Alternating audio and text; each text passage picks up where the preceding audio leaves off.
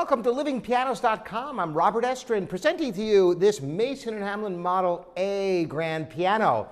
Mason & Hamlins have a very special place in the history of American pianos.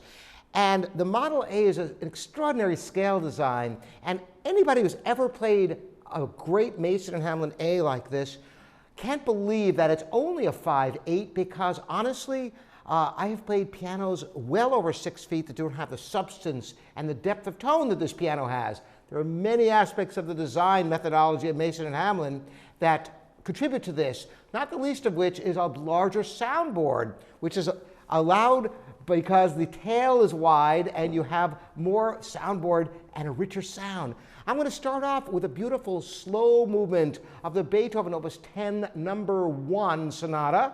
And listen to the richness of the tone. It's really quite extraordinary.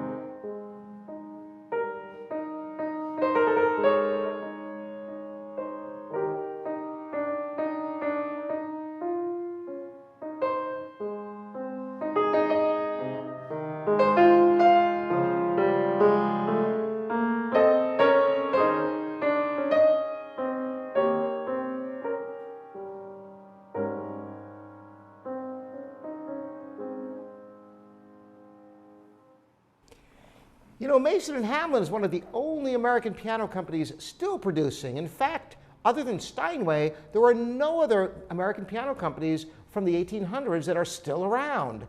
They produce about 150 pianos a year, and there are extraordinary instruments they're making today.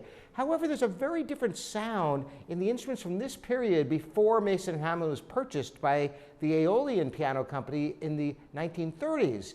And there's a richness and a fatness to the sound that is really quite unique among American pianos. I'm going to play a little bit of Bach, the first movement of the Italian Concerto, just an excerpt, so you can hear how, even with this big fat tone, it still sounds wonderful in Baroque music.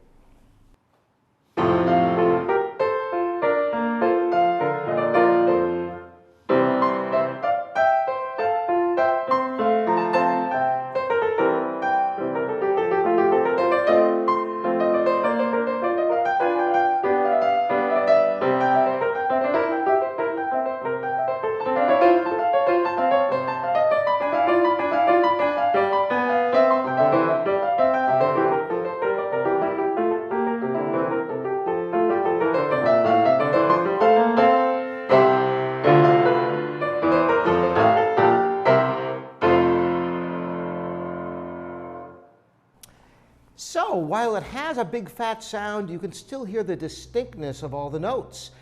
To hear the piano open up, I'm going to play Debussy. It shows you different colors of sound. And this is a little bit of the Dr. Gratis et Parnassum. I'm going to play an abridged version of the movement, so it gets to the exciting end parts. You can hear the, how the piano sounds with a fortissimo playing.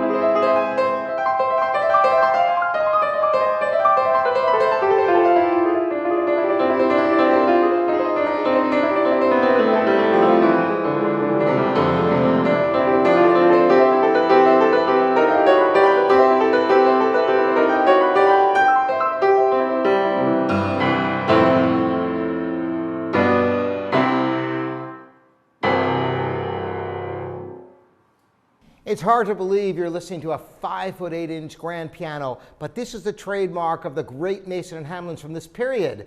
Thanks so much for joining me. Robert Estrin at livingpianos.com. Keep the questions about pianos coming in. Any piano questions at all. See you next time.